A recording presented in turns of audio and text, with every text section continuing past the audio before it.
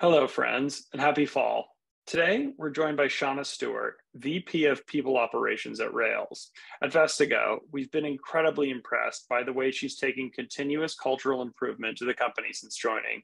Railz has always had great people and great technology, but Shawna's been a real force multiplier in optimizing communication and collaboration since starting her role.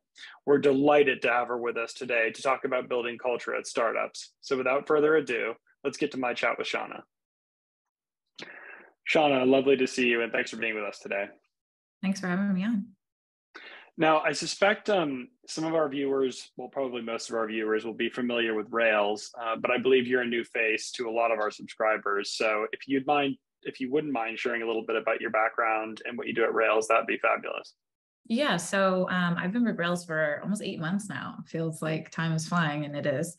I head up the people operations function, which is no easy feat in a startup world, but definitely really interesting. And just a little bit of background with me. I started out in psychology, so behavioral psychology, went the clinical route for a little bit, and then sort of went a different direction in terms of organizational behavior, organizational design, and saw that there was great opportunity in the startup space for orienting towards being people focused. And as you can probably tell from the market, we are candidate's choice, right, as to where they want to work and where they want to stay. So really wanted to be a progressive leader in that. So I've been working in that space for a while now. Well, that's terrific. We are focusing this month on culture, and given the speed at which Railz is growing, I can't think of a better fit to talk about culture among startups. Could you talk a little bit about some of the more impactful initiatives that you've brought to Railz since you joined? Yes, it's there's a lot on the go, as you can imagine. But one of the first things I did coming in was to conduct a listening tour, right?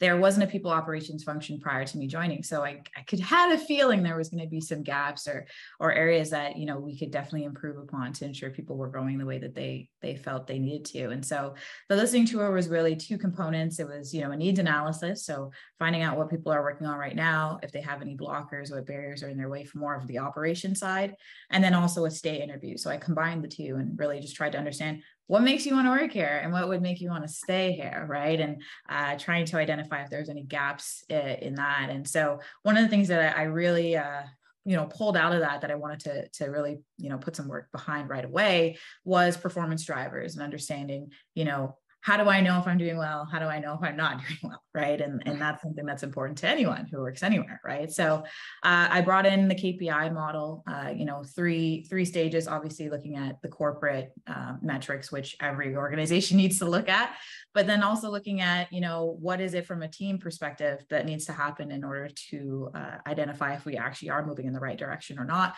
And then also looking at individual metrics as well. So what are the KPIs that, not just the day-to-day of what people are working on, but what can help them, expand their knowledge, help them grow within their own career, and help that, pour back into the business. So really wanted to orient around that, but also on the review side of things, right? So you can put in KPIs and be like, you are, responsible for this, but how are we actually talking to people about this?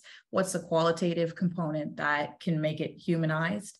So brought in a start, stop, continue model as well to couple with that. And it's been going really well for the last 2.5 quarters, almost 3 quarters now. I mean, that's absolutely tremendous. I mean, you're talking about taking the sort of the primary KPIs for the different business units, then breaking them down into the ways that individuals contribute, and then adding sort of a cutting edge or a intentional approach to delivering feedback and getting feedback from individual contributors. Where do you start with such a process? I mean, let's say you've got the data now, you think you know what you're supposed to do, but this is quite a complicated thing to implement. How do you start? Yeah, so definitely starting from, what's the North Star of the organization, right? What are you trying to achieve overall as your big, hairy, audacious goal? And sort of backward engineering from that, right? Because there's certain details that need to be met in order to get to that goal, right? So really understanding how each department sort of ties into that, and then actually talking to those department heads, right? Talking to the people on the ground, talking to the VPs, talking to the executive group, and then talking to the individual contributors to make sure they actually are like, I confirm that this is right. And we're all sort of aligned and speaking the same language, because it needs to be a collaborative process versus just feeling top down or feeling like, hey, I came in, I gave KPIs to the team and that's it, right? We want to make sure that everyone buys into it so that they can say, hey, you know what, I can achieve this and I can maybe do more. And then we talk about stretch and adding that as the years go on, right? So, making sure that it's a conversation versus just saying this is what you're responsible for is a really important component of it. Well, I totally appreciate, as do I'm sure most of the LPs watching this, that you're focused on culture in a way to make the business run efficiently, like a real business, not a science project. At the same time, we look to startups to innovate. I've heard quite a bit about Innovation Fridays at Railz, so I was hoping you might share a little bit more with our viewers about that. Absolutely. That's my baby. It's been great. And Railz stemmed from innovation, right? So we wanted to make sure that we had that same energy ongoing within the org. And it was another item that was identified in the listening tour as something that we may be lacking on, right? And it's more so from the perspective of how do I know, if anybody cares if I grow in my career. That was more how people kind of phrased it. And I was like, innovation, that's what you need. And so, we leverage our cool down sprint to, which is a code freeze, so the team can focus. So we've given them time.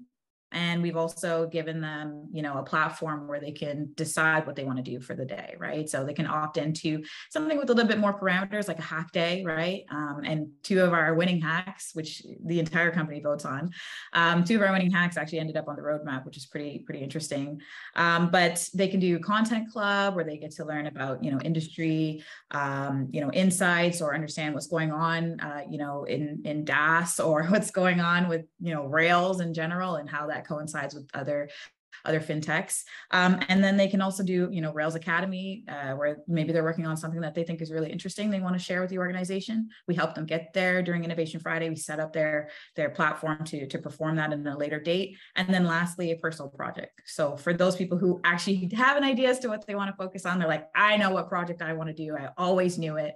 They do that. They share it with the broader team in Slack. And a lot of times we get conversations going. So someone might be working on something quite similar and be like, hey, we should collaborate. I was working on something like this. And so it's been really, really great to see that flow of innovation. And, we've got a lot of great, demo environments come out of it and podcasts come out of it. And, as I mentioned, some roadmap items as well. So it's really great to be able to foster that, not just invest the time, but also invest the platform for it as well.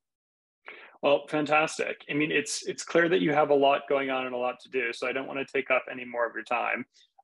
But thank you so much for giving us your time today. And I'll look forward to seeing you in Toronto at some point this fall.